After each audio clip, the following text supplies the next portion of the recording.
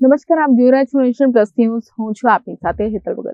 ગુજરાતમાં આગામી મહાનગરપાલિકાઓની સામાન્ય ચૂંટણીઓનો ધમધમાટ શરૂ થઈ ચૂક્યો છે. રાજ્ય ચૂંટણી આયોગ દ્વારા ચૂંટણીના સુચારુ સંચાલન માટે મહત્વનો હુકમ જાહેર કરવામાં આવ્યો છે.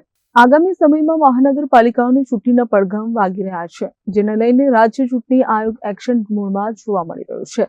રાજ્ય ચૂંટણી આયોગ દ્વારા એક હુકમ બહાર પાડીને અમદાવાદ, સુરત, રાજકોટ સહિતની વિવિધ મહાનગરપાલિકાઓ માટે ચૂંટણી અધિકારીઓ અને મદદનીશ ચૂંટણી અધિકારીઓની સત્તાવાર નિમણૂક કરી દેવામાં આવી છે. જે અંતર્ગત અમદાવાદમાં કુલ 48 વોર્ડ માટે અલગ અલગ ડેપ્યુટી કલેક્ટર્સ અને મામલતદારોની જવાબદારી સોંપાઈ છે. સુરતના 28 વોર્ડ માટે પ્રોટોકોલ ઓફિસર, જમીન સંપાદન અધિકારી અને અન્ય ડેપ્યુટી કલેક્ટર્સને ચૂંટણી અધિકારી તરીકે નિયુક્ત કરાયા છે. રાજકોટના 18 વોર્ડ અને વડોદરાના 19 વોર્ડ માટે પણ વહીવટી અધિકારીઓની નિમણૂક કરવામાં આવી છે.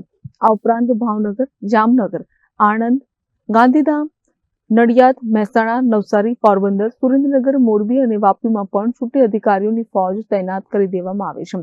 અત્રે ઉલ્લેખનીય છે કે ચૂંટણી અધિકારીઓની આ નિમણૂક સાથે જ વહીવટી તંત્ર ચૂંટણી મોડમાં આવી ગયું છે. હવે આગામી દિવસોમાં ચૂંટણીના જાહેરનામા અને મતદાનની તારીખોની જાહેરાત થઈ શકે છે.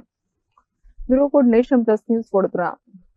સમાચારોના સતત અપડેટ મેળવવા માટે અમારી નેશન પ્લસ ન્યૂઝની યુટ્યુબ ચેનલને સબસ્ક્રાઇબ કરો, બેલ આઇકન દબાવો અને જોડાયેલા રહો ફેસબુક, ઇન્સ્ટાગ્રામ અને ટ્વિટર પર.